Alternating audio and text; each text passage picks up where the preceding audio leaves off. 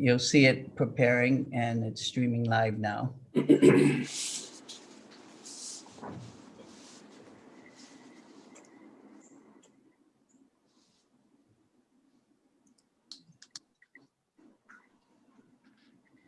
morning, counsel. Good morning, Your Honor. Good morning, Your Honor. Guam is now in session. Will the clerk please call the case? This is Supreme Court case number CRA19-014 in re People of Guam, Plaintiff Appellee versus Vincent Rodriguez Cepeda, Defendant Appellant. Appearing for the Plaintiff Appellee is Attorney Christine Tenorio. Appearing for the Defendant Appellant is Attorney Peter C. Paris. The panel consists of Chief Justice F. Philip Carbolito, Associate Justice Robert J. Torres, and Associate Justice Catherine A. Merriman. Attorney Paris reserves 5 minutes. Mr. Paris, you are recognized. You may begin. Good morning, Chief Justice Carbolito. May it please the court. Your Honors, I've been handling appeals for approximately 25 years. I've appeared before administrative appellate panels. I've appeared before the Ninth Circuit many times, and I've appeared before Your Honors many times. And while I always want to win my appeals, with respect to this case, I really want to win this appeal because I think the merits of this case justify and warrant reversal of the convictions that were obtained at the trial court. This is a case where Mr. Cepeda was convicted in a case that never should have been brought to trial, permitted to go to verdict. This case had no victim testimony, no victim appearance, no eyewitness testimony regarding the offenses charged. And it was the convictions were the product of extensive, objected to hearsay and improper evidence and prosecutorial misconduct. We've raised 4 substantive issues on this appeal. The first being that the conviction is the result of insufficient evidence, and this issue is reviewed on a de novo basis. And in this case, we had no victim appearance, no victim testimony, no evidence regarding victim unavailability for trial. Of all of the witnesses that were called by the people, no eyewitness was able to testify to having observed an in-progress robbery, theft, or possession and use of a deadly weapon in the commission of any offense. Now, people, if I can just interject, I recognize, and as you've indicated, you're a very experienced criminal defense lawyer, and you've argued before us many times. And so is it your contention that there must be direct evidence, testimony, actually seeing the commission of a crime before a conviction? There can be a conviction, isn't it the case, and in many instances that we've held in prior cases that circumstantial evidence can be used to satisfy the essential elements of a crime? Absolutely. And in fact, the jury instructions state that circumstantial evidence can carry as much weight as direct evidence, and a conviction can, I agree, can be based upon circumstantial evidence alone. But the issue on appeal is whether the evidence, whether direct or circumstantial, was sufficient to sustain the conviction. And in this case, we submit that it was not. We have absolutely no witnesses who observed a crime committed. None. And with respect to the issue of establishing a theft or robbery based upon property belonging to another, there was absolutely no competent evidence submitted establishing those required elements. Now, the government has pointed out in its brief and in reference and just in response to your statement that there's been no evidence to establish, and as pointed out in the government's and the people's brief, You had Mrs. Tenorio testify that she saw the defendant running with a woman's bag and observed a woman screaming from her car. You have Mrs. San Agostino testify that she saw the defendant clutching a purple and white bag and a machete while running away from two tourists who looked like they were in distress. Those are in quotes. And you had Officer Luhan testify about a passport as an exhibit that was found near the purple and white purse. So while there's no victim testimony, and you admit that circumstantial evidence can be utilized to establish the essential elements of a crime, are these statements of third-party witnesses sufficient in this particular case to show possession, that the items that were confiscated at the scene were not owned by the defendant, and the possessory interest is in some third person other than the defendant? No, and what I'd like to do is go through some of that evidence, Your Honor, including specifically Officer Luhan's testimony, which I will first note. Officer Luhan testified to ownership of the items as belonging to the victim, and that testimony was entirely improper. That testimony was objected to preemptively by defense trial counsel. It was objected to during trial, and Officer Luhan was not the confiscating officer who obtained those items. And so we have authentication problems, we have chain of custody problems, and we also have this court's ruling in the Tatao case, where this court has held that an officer can testify to encounters with witnesses or victims, but cannot testify to substantive statements. And in this case, over objection of the defense, Officer Luhan testified that these items belong to the victim. With respect to the other witnesses, specifically Leilani Tenorio, she never identified Mr. Cepeda at trial. She never identified either of the Korean women at trial. She did not have personal knowledge regarding ownership of any bag or wallet. And she said she did not notice a machete before when the unidentified male ran into the jungle. And in fact, she was not testifying to her own statements, but she was testifying to statements that her husband gave to her. So we've got hearsay within hearsay, lack of personal knowledge, and insufficient evidence regarding Ms. Tenorio. Regarding Perpetuous and Augustine, she said she saw a man running with a machete in his hand and two tourists who looked like they were in distress. She also did not identify Cepeda. She did not identify either of the two women she claimed she saw in distress. And she did not testify to having observed a robbery, a theft, or possession or use of a deadly weapon.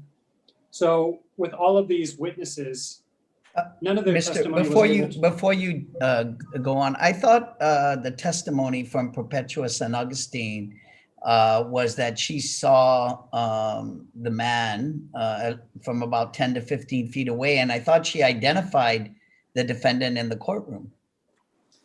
I'm looking at my recitation of the record, and if you look at the transcript of the jury trial on May 13th, on page 39, I thought that San Augustine, I don't have that right in front of me, but I had it in some notes, identified Cepeda as the defendant, identified the defendant in the courtroom as the person she saw during the incident. And we're talking, Your Honor, about, just for clarification, Perpetuous and Augustine. Yes, yes. Because you mentioned that she did not identify Cepeda, and so there was no identification made of him. That is my recollection, and of course, if Your Honor saw differently, I defer to Your Honor. But it was my recollection that she did not. But irrespective of whether she identified him at trial, still she did not observe an offense being committed in progress. She did not identify the women. Are you suggesting that in order to obtain a conviction, you actually have to see the incident occur? You can't rely on the fact that these witnesses testified to seeing him run away from the scene, the tourists being in distress, or these Asian women being in distress, in order to be able to testify competently, that you actually have to see the robbery or the theft occur? She could testify. So again, I'll acknowledge that a conviction can be based upon circumstantial evidence. Again, the issue that we raised at trial is whether or not that evidence was sufficient. And we submit that it was not. It is not incompetent for her to testify to her own observations. But were those observations, whether circumstantial or direct, sufficient to establish the elements of the offenses beyond a reasonable doubt? And we submit that they were not. Perpetua St. Augustine, again, fundamentally, we have nobody observing an offense having been committed, and we have no victim testifying that an offense had been committed. And the police officer testimony regarding ownership was erroneously admitted into evidence in violation of this court's prior ruling into Tautau and over the objection of defendants. So I concede that a conviction can be based upon circumstantial evidence, certainly. But the facts in this case and the evidence in this case was insufficient for conviction. And I don't think, in answer to Your Honor's question, I don't believe that Perpetua St. Augustine's testimony, or Officer Luhan's very flawed testimony, or Leilani Tenorio's testimony, which was from a statement from her husband, that any of those, along with the other witness testimony summaries that we cited to, were sufficient to sustain these convictions. This is, in my opinion, a very flawed case, a case where the conviction should not have been sustained. And I'll just touch briefly on— Can we talk about Officer Luhan's testimony? Because you indicated that Officer Luhan testified to the ownership of the bag, and you bring that up on for two purposes. One was your argument regarding confrontation, and the other an argument that it was hearsay for him to be able to offer the testimony regarding ownership of the bag.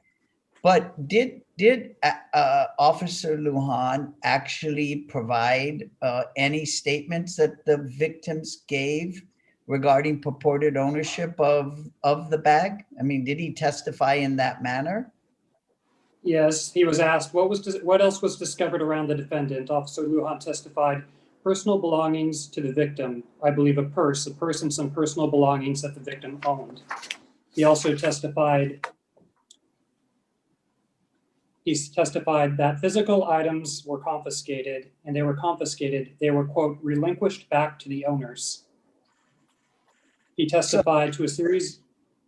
So in discussing the victim's act of accepting the items at the police station, or returning it and them accepting that, does that make that testimonial in nature? I would submit that it does. It's nonverbal conduct establishing a statement of ownership. And so I would submit yes. And you couple that with his overt testimony that these are in fact belongings of the victim, the jury is going to infer and conclude that these are in fact belongings of the victim, even though the victims never said so at trial. And my client never had the opportunity to confront and cross-examine this alleged victim to challenge that evidence. And he was prevented from doing so by Officer Luhan's testimony. So when you couple him saying that they were relinquished back to the victim and that these were belongings, this was property belonging to the victims, the error is there. And Mr. Cepeda is consequently prejudiced. So and this is in violation. Mr. Pearson, some of the items recovered included a passport, but do we even know the identity of the other victim? Well, the indictment only the indictment only charges one victim. And while during trial there was another person referenced, that other person was not identified as a victim. So when we have a passport, yes, there was a passport, there was an ID of the victim. I'm sorry, there was an ID that had been confiscated. And I'm sorry, so the answer to Your Honor's question is there's only one named victim in the indictment. I'm not sure if that answered Your Honor's question. I'm prepared to elaborate. I may have misread the indictment. I thought it had one unnamed victim and then a named victim. And if I'm in error, Let me verify, Your Honor.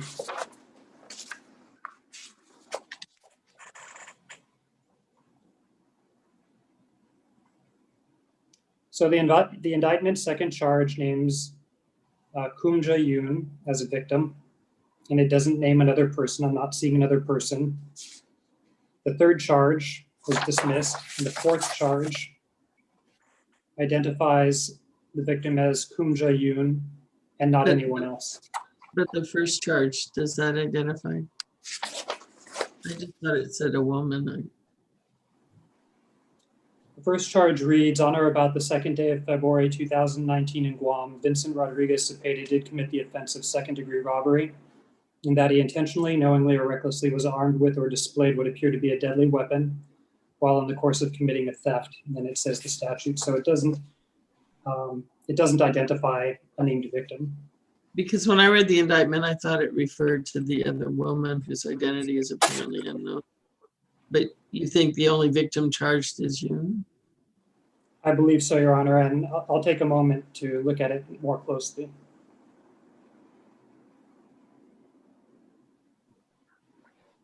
Yeah, I don't think the indictment identifies an additional victim.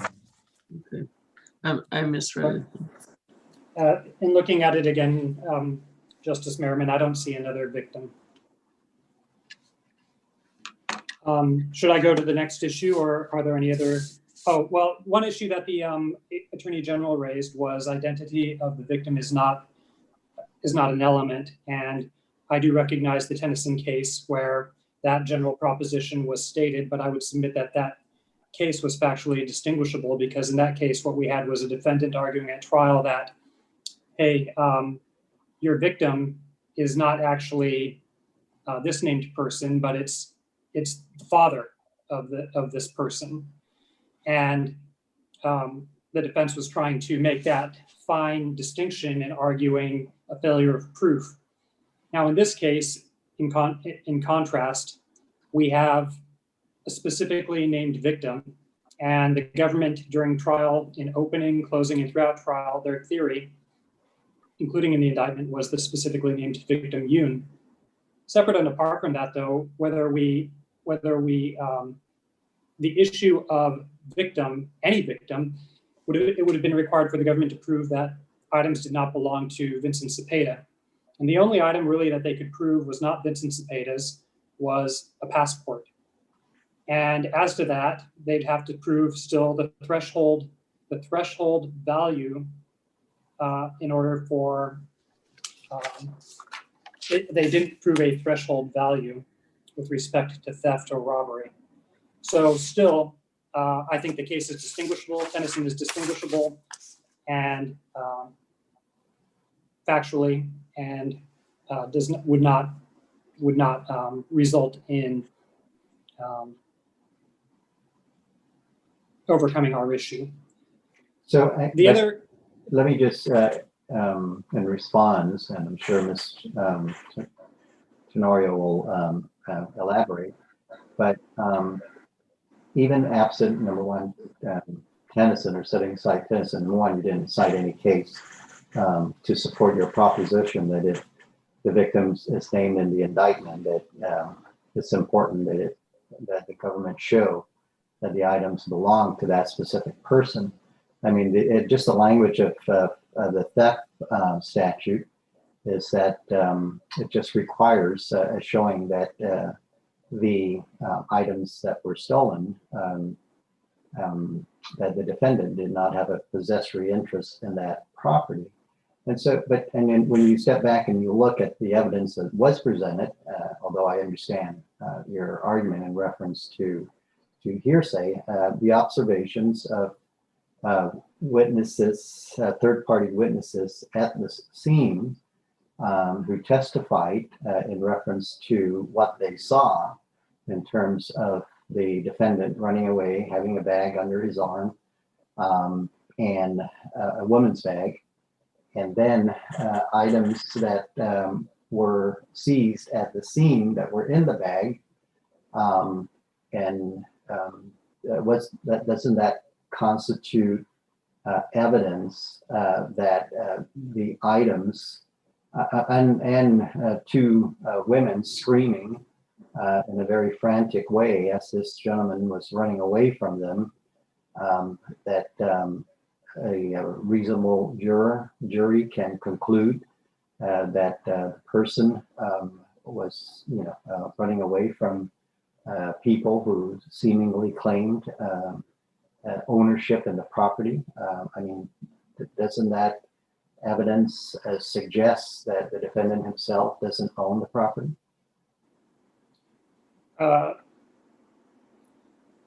There's a lot to answer there, Your Honor, and I'll start with, based upon the witness testimony, I would say no. No witness identified anybody as being a victim with respect to the specific issue of property. Nobody was in a position. Let me just say then, to cut this a little shorter, is that your testimony that if the victim is named in the indictment, that victim has to take the stand and say that those are my property.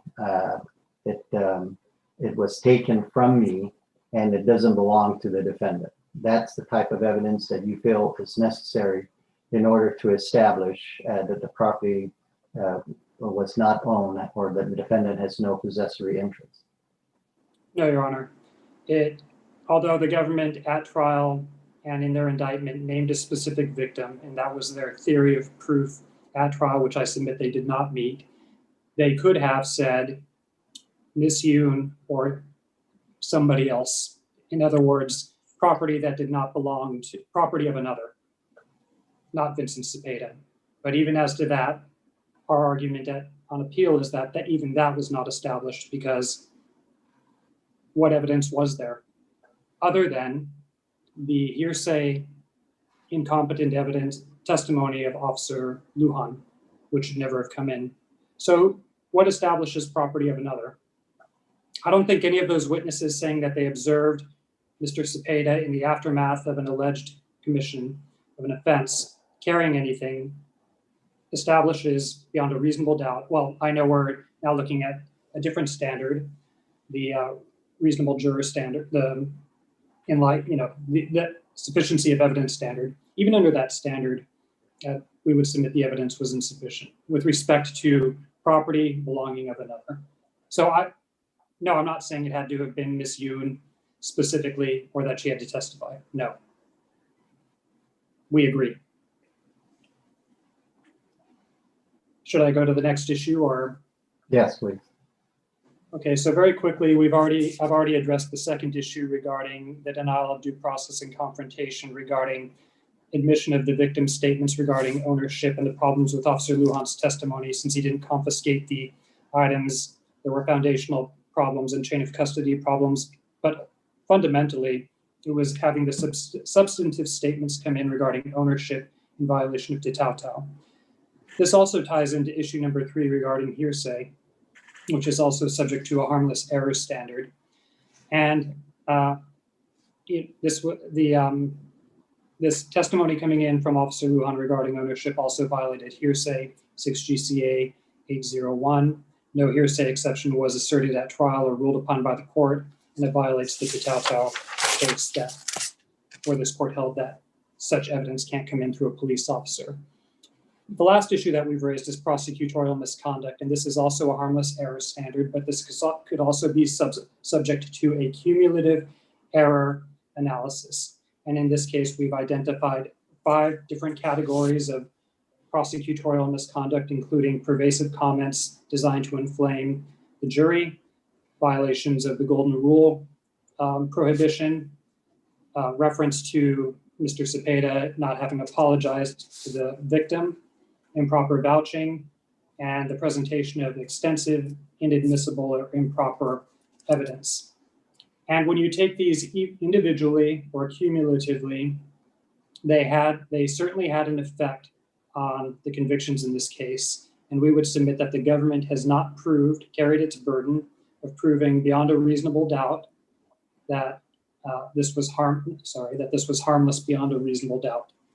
The pervasive comments to inflame included referencing the victim as a tourist, a Korean tourist, an elderly Korean tourist, a vulnerable elderly Korean tourist, references to tourism on Guam, the importance of the tourism market, Guam's uniqueness, Guam's specialness, the reference to Guam values. All of these were designed to go before a Guam jury and try to prejudice Mr. Cepeda by making these comments.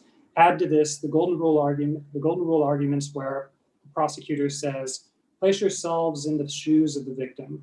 Consider the experience and the vulnerability that this victim experienced when Mr. Cepeda allegedly did these things.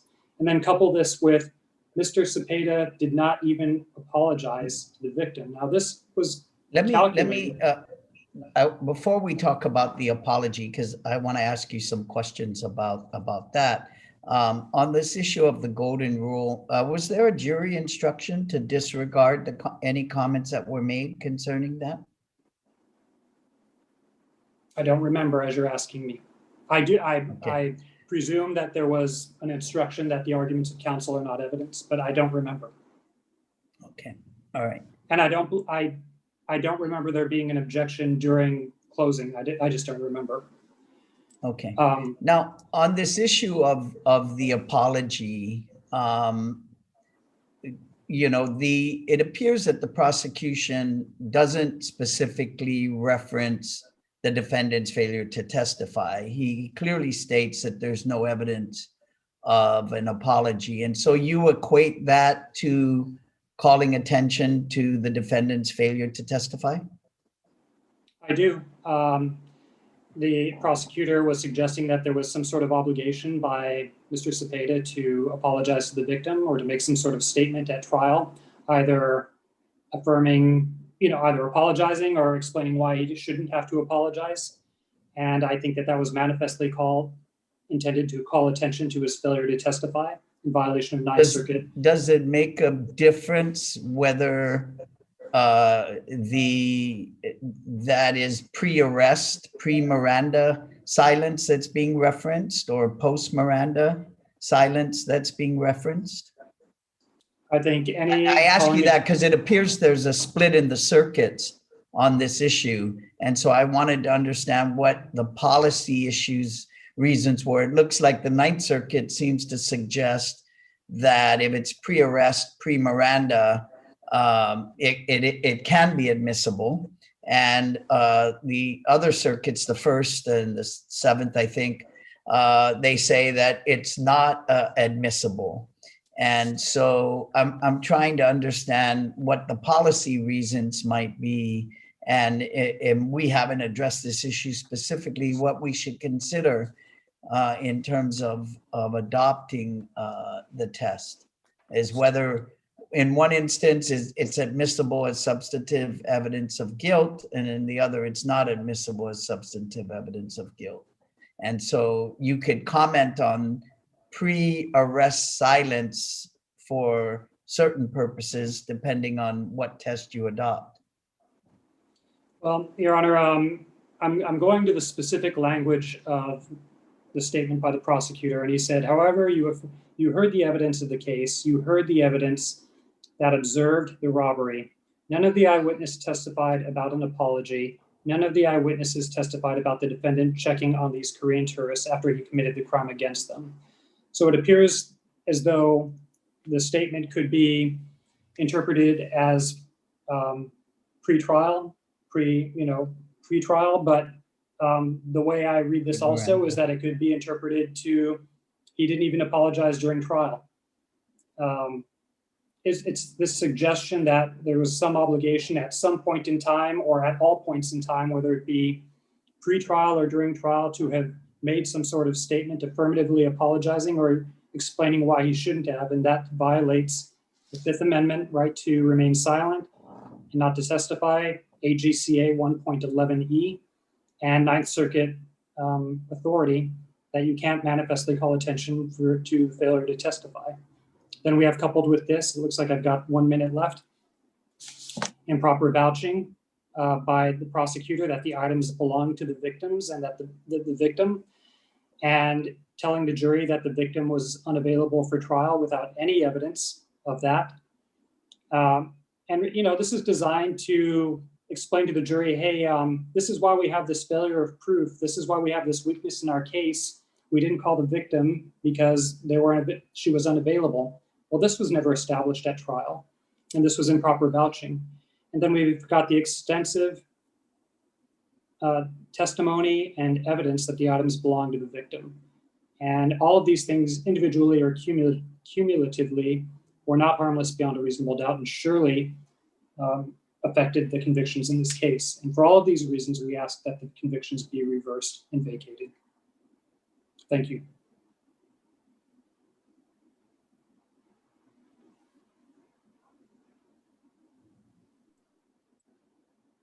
I am muted. I just said thank you, Mr. Perez, and I note that you reserve 15 seconds for rebuttal. So, Tenorio, you are recognized at this time. Please begin. Thank you. Good morning, Chief Justice Carbolito, Justice Torres, Justice Merriman, and may it please the court. The evidence in this case was sufficient to convict the appellant, Cepeda, of both robbery as a second-degree felony and theft, as well as the accompanying special allegation. This is a highly deferential standard that this court uses, where as long as any rational trier of fact could have found each of the elements of the crimes beyond a reasonable doubt, then notwithstanding that the evidence was substantial or circumstantial, that means that, again, we meet that proof and the evidence was properly submitted to the jury. The evidence in this case, I would like to highlight, involved Mr. Cepeda being identified by 3 lay witnesses, along with the police officers who actually apprehended him, as holding a machete during the course of committing the theft. While Mr. Perez says that we don't have evidence of the actual theft being committed, for robbery, the element is in the course of committing theft, which as defined by 9 GCA 40.40 is in the attempt or in the flight afterwards, after the attempt or the completed offense. And what's important here is that we actually had lay witnesses testifying that they followed Mr. Cepeda after they recognized that the 2 women were in distress. They actually followed him. So there's no identity issue here because they followed him until he ran into the jungle. And at least 3 witnesses said that he was holding 2 bags, one of which appeared to be a female bag. And then they stayed with the victims. Now, Mr. Nunez testified that he actually took the victims to go retrieve their belongings from the precinct. And that's when Officer Luhan's testimony, which is, I would argue, is cumulative and proper, he was merely testifying as to his observation of the bags and the belongings being relinquished back to the victims. Now, as far as the whether we have sufficient proof that it belonged to another person, Your Honors, I would like to highlight that the defense counsel, the trial counsel, did not object to any of the photographs being admitted. Those photographs showed the passport, including the identification of who's owned the passport, along with Korean currency, United States currency, and other belongings. And actually, although we don't have the photos before us, the photos actually would, Officer Luhan's testimony indicated where the currency came from, which was not in Mr. Cepeda's bag. And that's what I would like to highlight. Mr. Cepeda was actually found with a pouch, which was identified as his, and his identification card was in that pouch. Therefore, a rational trier of fact could assume and infer that the properties that was outside the defendant's pouch did not belong to him. So the people submit that there was sufficient evidence of the defendant did unlawfully take, obtain, or exercise unlawful control over the movable property of another. Now, the identity of the victim is not an element of the offense under People v. Tennyson. And while Mr. Perez acknowledges Tennyson and the Tennyson holding, again, he says that there was not sufficient evidence to prove that someone other than the defendant owned it. However, again, I would like to highlight the name on the passport, which the jurors did see because they got all the photographs admitted into evidence. Now, as far as the there was sufficient evidence of the deadly weapon because he was holding a machete. And again, in the second-degree felony, I would like to highlight for the robbery charge, there is no victim that is alleged in that charge. So it is sufficient for the people to put forward witnesses that see someone in the flight of a commission, and then having physically observed those two women in distress, and then having to escort them to the precinct to retrieve their belongings. The people submit that this was sufficient. As far as the out-of-court statements being alleged by Mr. Perez as being incompetent evidence. Now, I would like to highlight Officer Luhan never actually testified as to the victim's statements. He never said, this victim stated that she owned this bag. This was already cumulative of what other people had testified, which is they saw this bag, and then we follow the chain of custody to where the bag ends up at the precinct. And Officer Luhan is merely indicating what he observed, which is he's observing the photographs being taken of the belongings, and he is observing them being relinquished back to the owners. So there is no out-of-court statement being made for the truth of the matter asserted. And even if the court finds that that did amount to an amount of out-of-court statement, again, this was cumulative. And so under the harmless beyond a reasonable doubt standard, the proof of guilt was so overwhelming in this case that the defendant did not possess that property. And therefore, the people submit that there is any out-of-court statement made by the victims through any of the officers or late witnesses are not in violation of the Confrontation Clause, especially because they were not. Mr. Norio, before you move on to the Confrontation Clause issue, Mr. Perez asserts that there was no testimony at trial on the chain of custody. So what I'm alleging as the chain of custody is not the actual custody receipt that was received into evidence, because I don't think that one was actually admitted, but it's just you follow the chain through the testimony of the lay witnesses. Is you have lay witnesses physically observing the bag, and then following that, and then the police obtain the bag from the scene, and then they bring it to the precinct where you have the officer observing all of this. So we get to the precinct and then the relinquishment. And so as far as the testimonial evidence goes, for a statement to be testimonial, it has to be made by a witness against the accused. Now in People v. Ojeda, this court stated that you're a witness against the accused if your statements are being offered at trial as a substitute for trial testimony.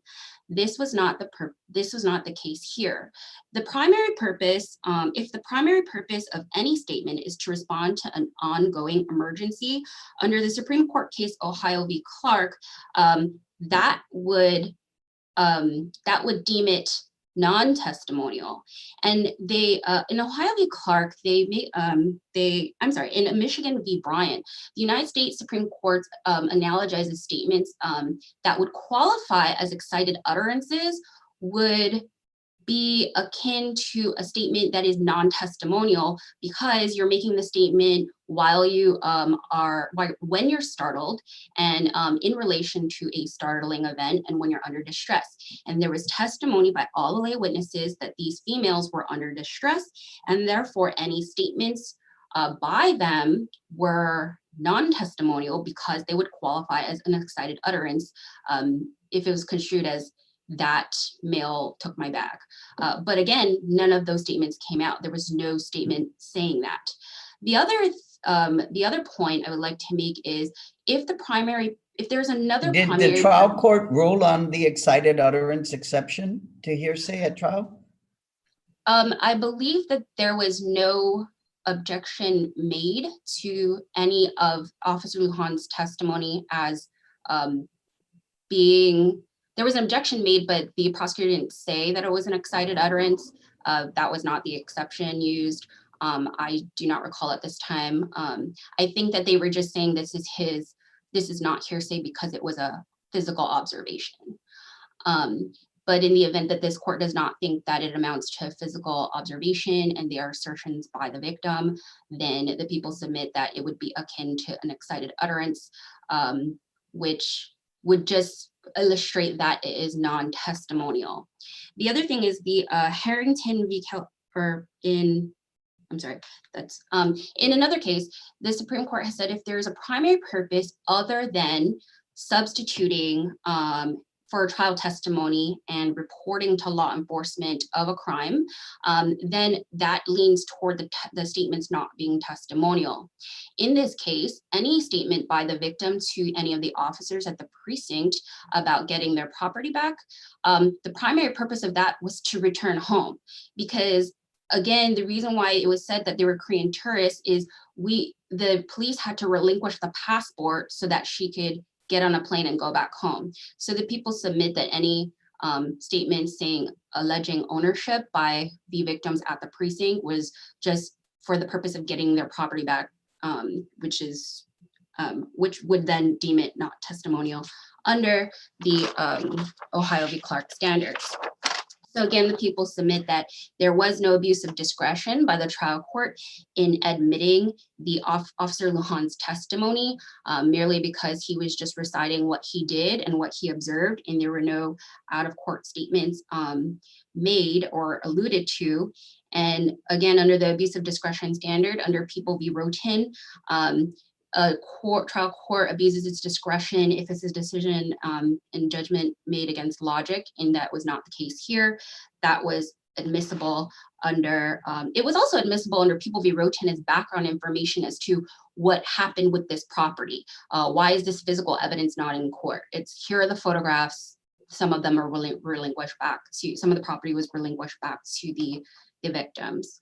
And again, if this court finds that there's abuse of discretion, reversal is not required under the harmless error standard, because it is not more probable than not that the judgment, the trial court's discretion in entering that testimony or allowing the testimony, it did not affect the verdict. Again, because Officer Luhan's statements were cumulative of what the other 3 lay witnesses had physically observed.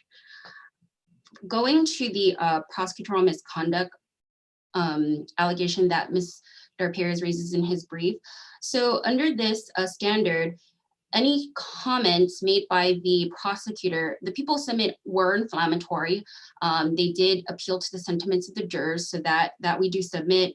However, under People v. Moses, this court has stated if the inflammatory comments were not sufficient to, well, if the inflammatory comments were not sufficient to warrant a new trial when there was sufficient evidence. So in this case, the people submit that the prosecutor's allusions to Guam being a place of value where we value tourists and we value tourism, the people submitted that those were not inflammatory comments that were sufficient to warrant a new trial, given the overwhelming evidence that was elicited in this case, which goes to the people's argument about the violation of the golden rule. The prosecutor never actually said, put yourself in the shoes of these victims. His closing argument said, consider what these women experienced, which in the people's interpretation of that is he's merely summarizing the evidence. Consider what the victims experienced through this testimony is how we would characterize that. And in People v. Evaristo, this court actually stated that when the prosecutor said, imagine this knife being stuck in your wife, that inflammatory statement did not warrant a new trial because there was overwhelming evidence in that case. So the people believe that this, the prosecutor's comments are even lesser than what the prosecutor in Evaristo said, and so therefore should not be construed to violate the golden rule requiring a reversal of the conviction.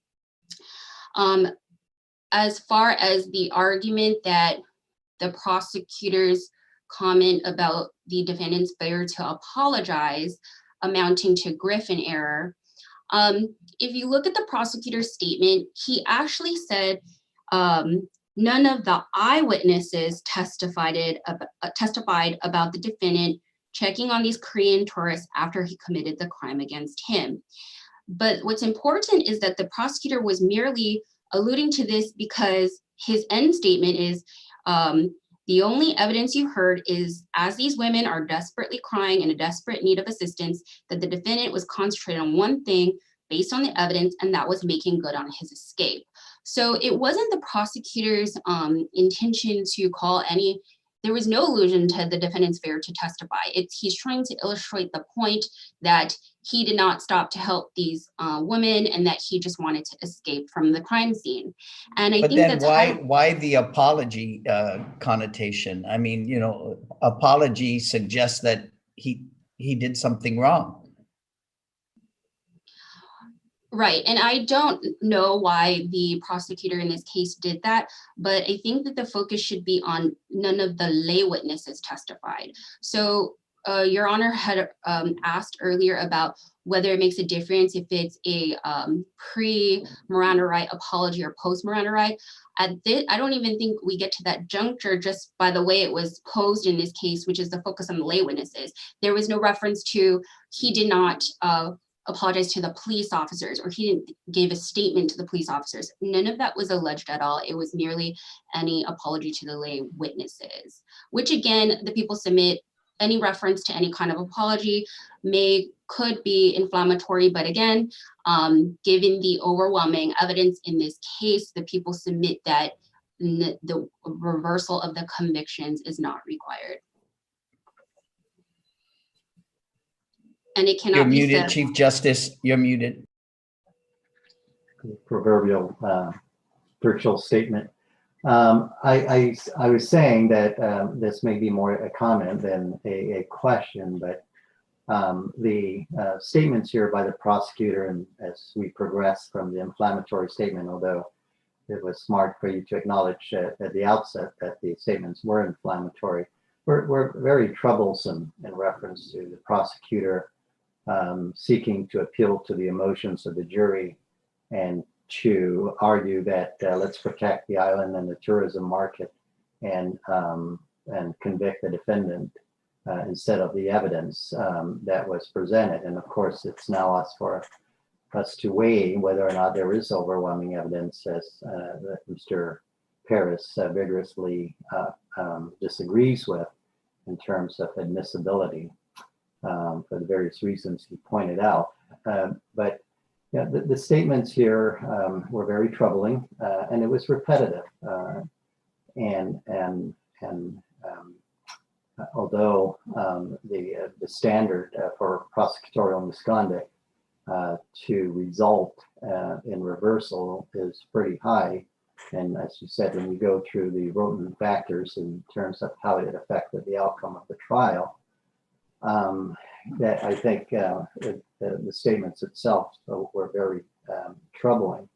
Now, in reference to the apology and the pre-trial, post-trial, and the split of the circuit, it's my understanding that these were just arguments made at closing argument. There was no actual witness that took the stand that testified as to the lack of an apology. Or I guess I'm asking is this even an issue in this case, since there was no testimony that was sought to be elicited that was going to be used either for purposes of establishing guilt or for purposes of credibility.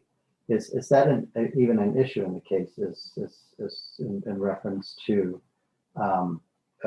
the admissibility or non-admissibility, or is it just goes to the prosecutorial misconduct issue that these statements were just made at the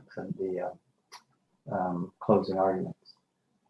Your Honor, these statements were only made during closing arguments, and no witness alluded to the things that the prosecutor did. So again, I would say any statements do only go to the prosecutorial misconduct issue, but it is the people's position that it under the comments did not so infect the trial with unfairness that there was a denial of due process.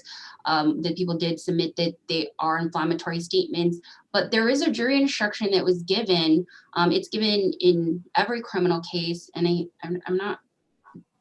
jury instructions were, I think, a excerpt of record in this case, that the comments of the prosecutor are not the closing arguments of both the prosecutor and defense counsel are not evidence. So they are not, the jury is to not construe that as evidence. So in this case, that's why it is the people's position that it did not affect the jurors' interpretation of the evidence, the appealing to their sentiments.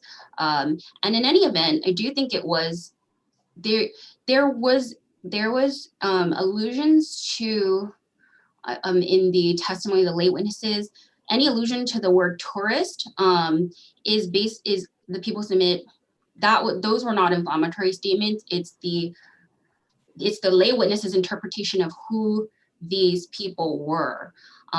Again, because there were no statements made by the victim, the lay witnesses are allowed to testify as to what they physically observed, and it was these two women of Asian descent, I think it came out as.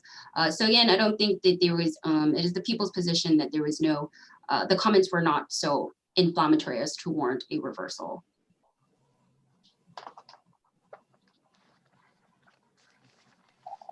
I'd like to go back to Officer Luhan's testimony. Sure. He didn't just testify that he observed like the woman retrieving her passport and leaving. Didn't he allude to or conclude that she owned the property? His statement and didn't was, he get the information from others so that the hearsay was based on out-of-court statements? the Officer Luhan did say, this is the property belonging to the victim. He did say that. And so he did make that statement. But as far as whether that was elicited for the truth of the matter asserted, I don't think that it was, and therefore it wouldn't be hearsay, because he was explaining why he was giving the evidence or confiscated back to these people.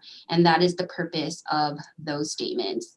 And even if the court construes it as hearsay because he would not have known that these victims, that it belonged to these victims, I still think it's not hearsay, because if he's physically observing the property given back to these people, that's not really an assertion of ownership. That's describing the exchange between between people of the evidence. And even if the court does deem his saying on the stand that this property belonged to these victims, again, it was not abuse of discretion for the trial court to let that in, because it was cumulative of what the other three lay witnesses had already testified, which is the purple and white bag belonged to the females, essentially. It seems to me that there is that testimony about the bag, and the passport is sort of self-identifying, but none of the rest of the property could be identified as belonging to the victims based on the observations of the lay witnesses. Based on the observations of the lay witnesses, I think that the jury could infer that it was not Mr. Cepeda's, which is the focus of the theft statute. Because as I had stated before, Mr. Cepeda was found with his own bag and his own identification, and the photographs that were admitted into evidence at the trial court, at the trial, actually had the pictures of everything that was confiscated. I do admit that the trial transcript, the description of the photos is lacking as far as what the jury was actually seeing. But if you view the photos, you could see that a jury could infer that those were women's belongings, and that it was it did not belong to Mr. Cepeda because of the presence of the Korean currency. That is, the people submit that was enough for the element of property belonging to another. And as far as, I do want to touch on the value, because I didn't mention that earlier. The value of the people had to prove that the value exceeded $50, was less than 500. They actually, and the prosecutor did note that in closing argument, he counted out the bills that were confiscated, which was 2 $100 bills, 2 $50 bills, 1 $20 bill, 1 $10 bill, and that was not even counting the currency and the value of the bags. So I do think that there is sufficient evidence for the jury to infer that the value was somewhere between $50 and $500.